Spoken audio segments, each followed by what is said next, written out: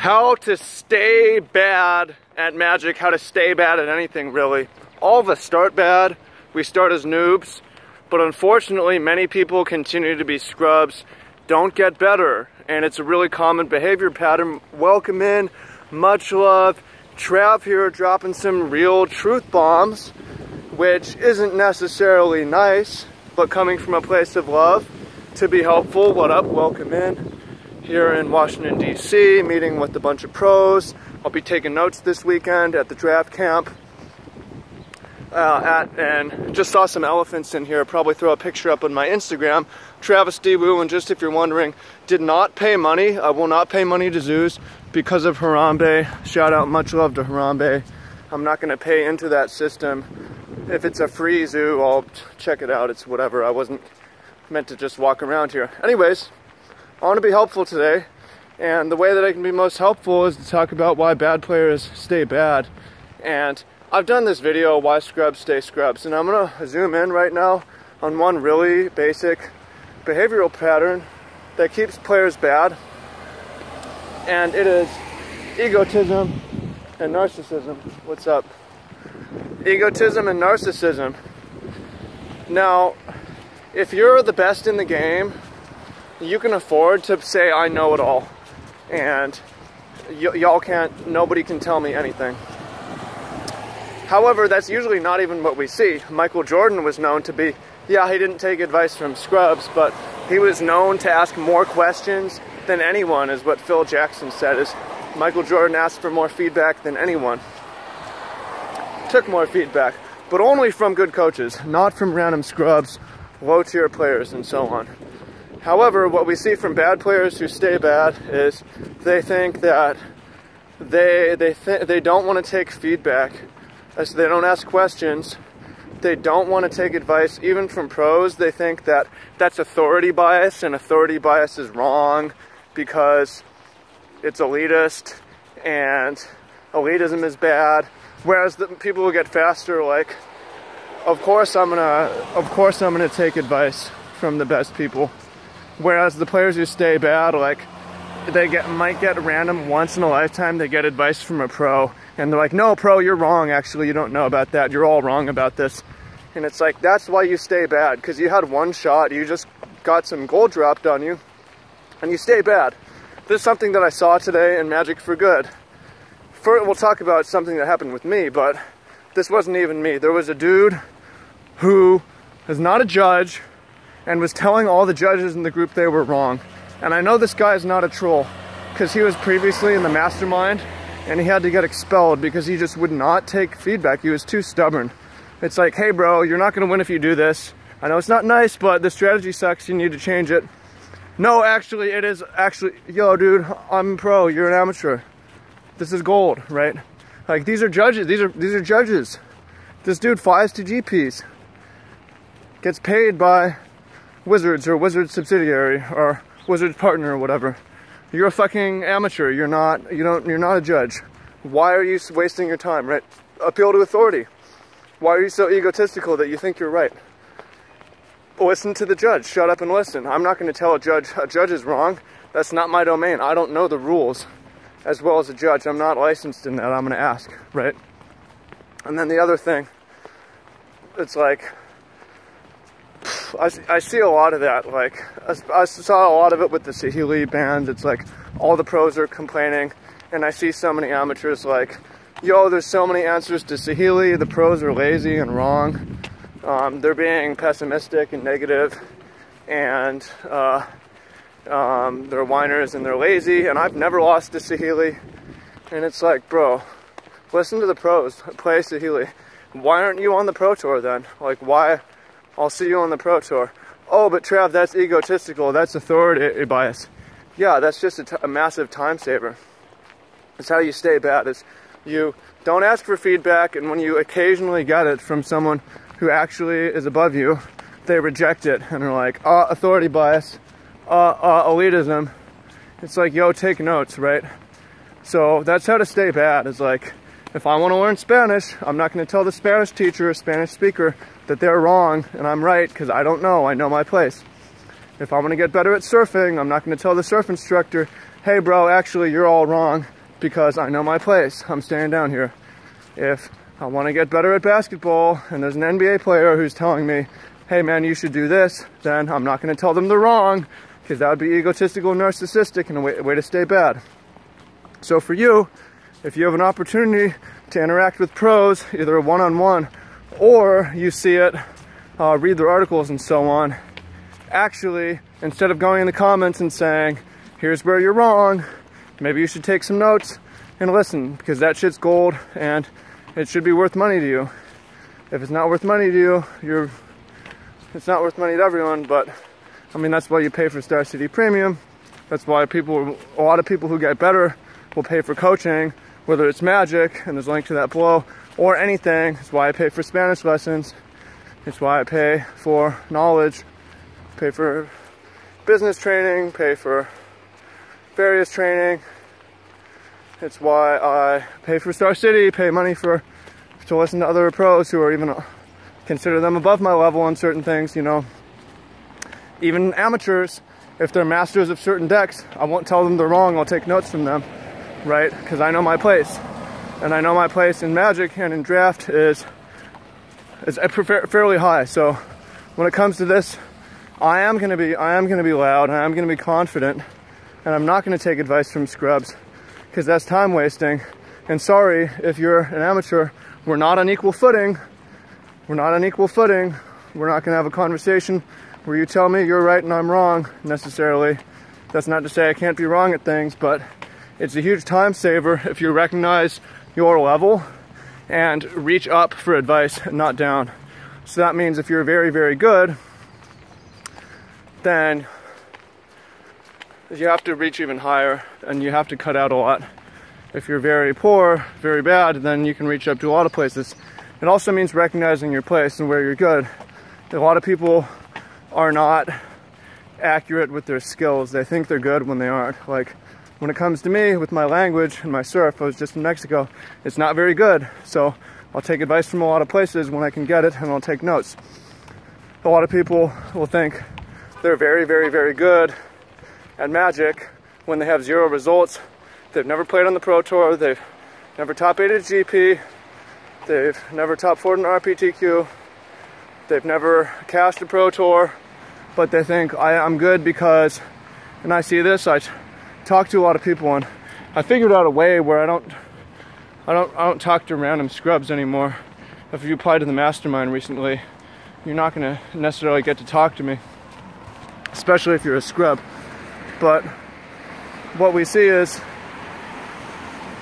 cross this, try to navigate this, stay alive. The average scrub who stays bad just does not value it, will not take it. They think they're way above their station when they have no reason to believe that. So they can't recognize who they should take advice from and who they shouldn't. So that's one specific behavior, and I think it's the mother of all behaviors that keeps people bad, is this egotism and inability to recognize where they're at and who they should be listening to, who they shouldn't be listening to. Criticism, thinking that authority bias and elitism is a bad thing. It's actually not. It will save you a lot of time, so much time. And if you think that that's like, oh, just because you've done well on the Pro Tour and won some tournaments doesn't mean I should listen to you, even though I haven't. Actually, you should. So, you know, I will take notes if there's another pro player. I will take notes if there's a Hall of Famer, you know. At GP Mexico City, I was leaning over the rail watching the top 4 draft up close. Like, I wasn't like, hey, that was wrong. It's like, these guys are in the top 4, I'm not. I'm wondering, that's interesting that they did that right there. I wonder why they did that. Maybe I can ask them afterwards, why'd you pick that? I thought that was interesting. Not, hey, you should have picked that. Like, why the fuck would I be giving advice to those guys? I'm not, it doesn't make sense, right? So I know my place. However, you're gonna see behavior from me where I don't listen to scrubs and noobs. And that isn't because I don't listen to anyone, it's just I know my station. I know my place, I'm not gonna listen to scrubs. You shouldn't either, right? But you should know your place. If you're starting out, you should say, I'm starting out. If you're very good, you're gonna have a smaller, and we always want to go to the top as well of something, right?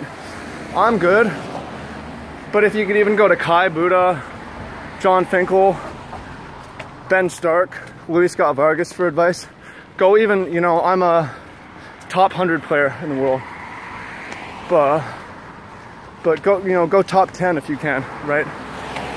So even if you're way down below and you can learn from a lot of people, you shouldn't be trying to get advice from regular players who are just a little bit ahead of you. Go straight to the top, you know?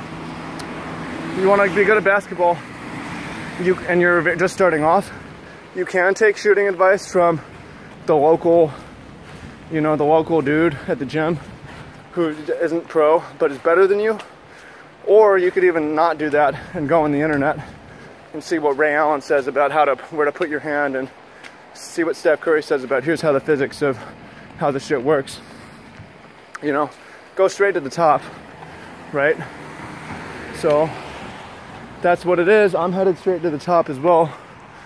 Had a pretty good year on the Pro Tour so far, and we'll try to continue, and always open to improve from other pros especially. So when I go to this draft camp on Sunday, Friday, Saturday, Sunday, I believe I'm going to be taking notes.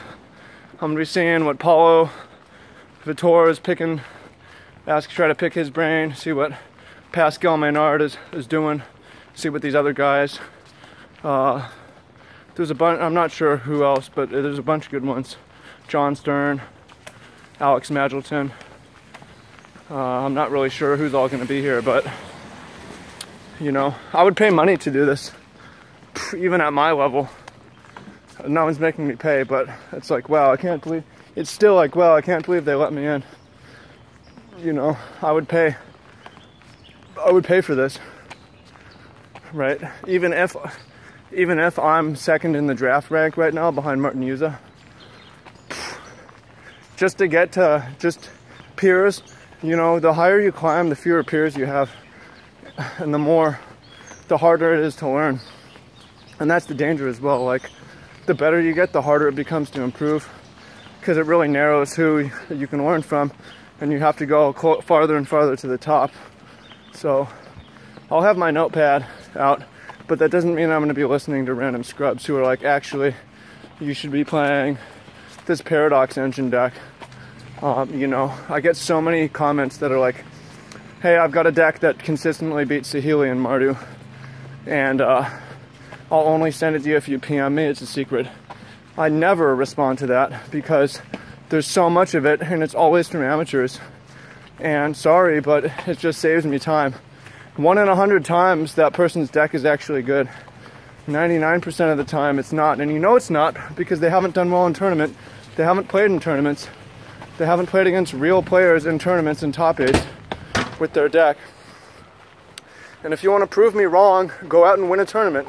Go out and top 8 a tournament. Oh, but Trav, that's elitist, that's authoritative. Yeah, it is. It saves time, right? So that's the truth. I hope you find that helpful. Much love. It's coming from a place of love. It doesn't have to be nice, right? It has to be helpful. It can be mean and helpful, right? So if you think that you're above this, then I want to learn from you, because you probably are a Hall of Famer, right? Otherwise, shut up and listen. And then when it comes off, I step out of Magic, I step into your domain of specialty. If you're a mechanical engineer, I'm not going to tell you how to do your fucking job because I don't know, you know? Something about Magic just causes so many amateurs to think that they're good. And it's because of luck, honestly. Let's go this way. It's because of variance. Again, like a game, chess or wrestling, if you try to move above your station, you will lose 100% of the time. Magic, you will still win 30% of the time, just because of the random chance. People think that, amateurs think that, or rather scrubs, that variance works against them, when the reality is variance is the only reason they ever win. And it's sometimes, you know, a scrub will beat a pro, and think like, that's proof that I'm good.